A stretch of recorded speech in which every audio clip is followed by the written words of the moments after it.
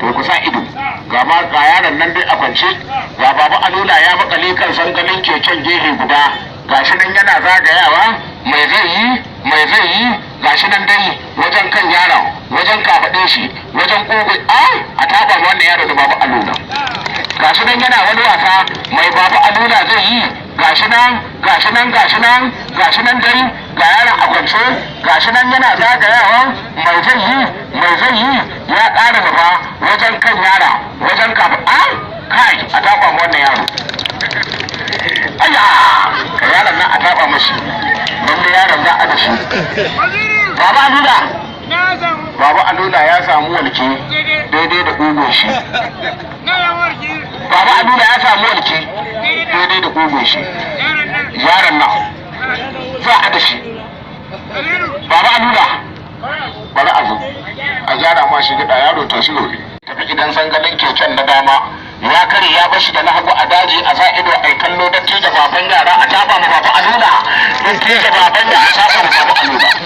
Baba alula wannan ta yadda baba alula zai tafi idan sangalin keken na hagu ya kare ya bashi da na dama a daji. Roƙon Allah sai kallo don tije baban yara a taɓa ma baba alula. Baba kai ne za a yi ba ka gani ikon Allah sai kallo a taɓa ma baba alula. Nan ta Allah ku ɗan jama'a kai ne za a yi ba mu sa ido mu ga yadda baba alula zai tafi da keken ba bukata. A taban baba alula sarki da baban yara dogo mai dogon zamani ikon Allah sai kallo. Baba alula ya ce kai saurayi idan ka ji taɗi a wajen budurwarka ce mata bari in burge ki masa keke, bari in miki ba ga sama. Yanzu ka je gida matarka ta ce in ba kai mata haka da keke ba yau ko mun dare warewa za ta yi gidanka za ta kwana sai kuma Allah ya hore ma baba alula keke. Baba alula ya yi jin tsoron gado da keken nan nashi. Wannan keken na baba alula shekarar shi 60, ɗaya ga watan 10/1960 marigayi Sardauna da sarauniyar Ingila su suka ba baba alula wanga sabon keken.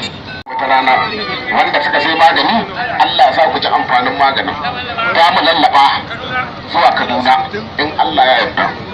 Gobe kasuwar kawo nan babu alula zai hau sabon keken nan nashi in Allah ya yarda. Laraba kuwa ishan hanyar Abuja.